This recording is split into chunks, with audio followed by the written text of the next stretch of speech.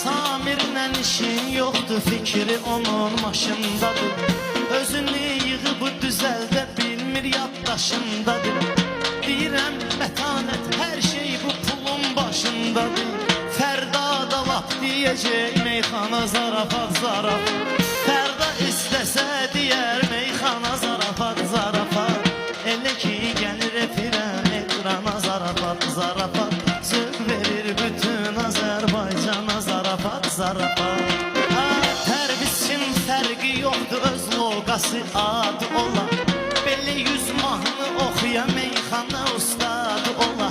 Gerek insanın canında öz istedadı ola. Mən dəstək olmamışam Türkana zarafat, zarafat. Mən dəstək olmamışam Türkana zarafat, zarafat. Elə ki gəlir efirə, ekrana zarafat, zarafat. Söz verir bütün Azərbaycana zarafat, zarafat. Bəzən haqqında sözlər olur, onu duymursan.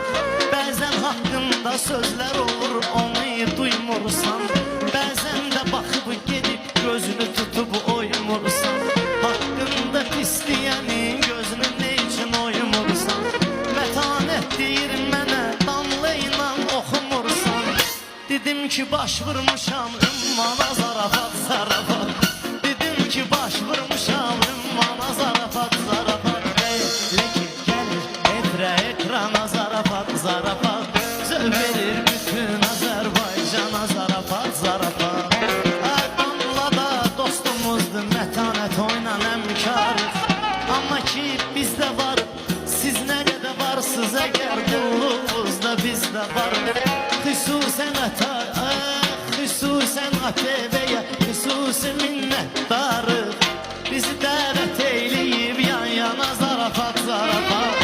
Bizi dəvət eyləyib yan yana zarafat, zarafat. Elə ki gəlir efirə, ekrana zarafat, zarafat. Söz verir bütün Azərbaycana zarafat, zarafat. Söz verir bütün Azərbaycana zarafat, zarafat.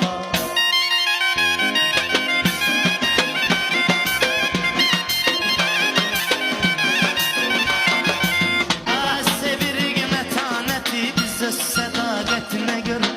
Sevirik mətanəti biz öz sədaqətinə görə. Verilişim bu cür bu hava hərarətinə görə. Deyirəm birdən inciyə, bir dənə müşayiətinə görə.